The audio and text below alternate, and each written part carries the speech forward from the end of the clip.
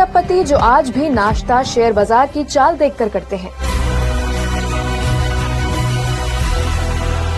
Market गिरा तो 234 रुपए का नाश्ता, कुछ ठीक रहा तो 264 रुपए और मार्केट बढ़ गया तो 284 रुपए में पोर्क, अंडे और चीज बिस्किट खाते हैं। ये हैं दुनिया के सबसे बड़े निवेशक और 10वें सबसे अमीर शख्स वॉरेन बफेट।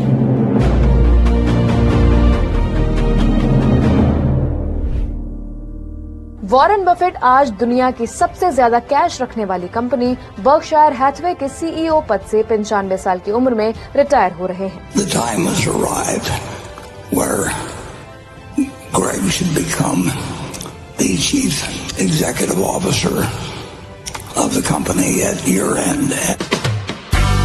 बर्कशायर हैथवे के पास इतना कैश है जो भारत सरकार के सालाना खर्च का 2/3 हिस्सा या पाकिस्तान सरकार के सालाना खर्च का 2 गुना है। हालांकि वॉरेन बफेट को सिर्फ आंकड़ों में नहीं मापा जा सकता। हमने 8 चैप्टर्स में उनकी जिंदगी के अहम पहलुओं को पिरोया है।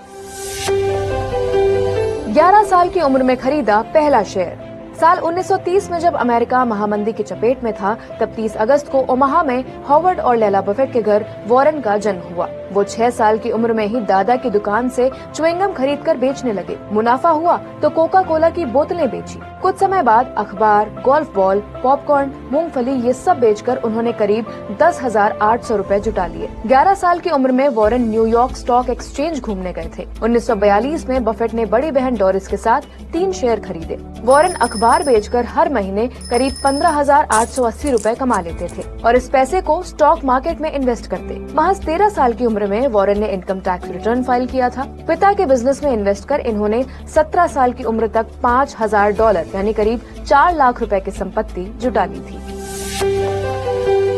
हार्वर्ड से मिला रिजेक्शन।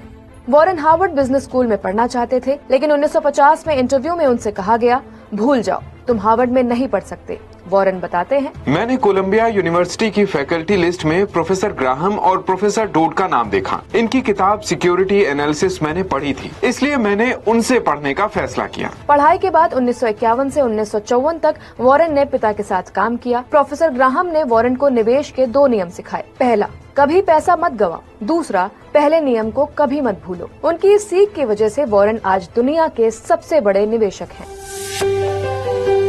प्यार के लिए सीखा यूकेलेले। साल 1949 में वॉरेन का दिल एक ऐसी लड़की पर आया जिसका पहले से बॉयफ्रेंड था। वॉरेन ने उसे इम्प्रेस करने के लिए यूकेलेले बजाना सीखा। हालांकि बात नहीं बनी। वॉरेन के पास आज भी 22 यूकेलेले हैं। इसके बाद वॉरेन को उनकी छोटी बहन के रूम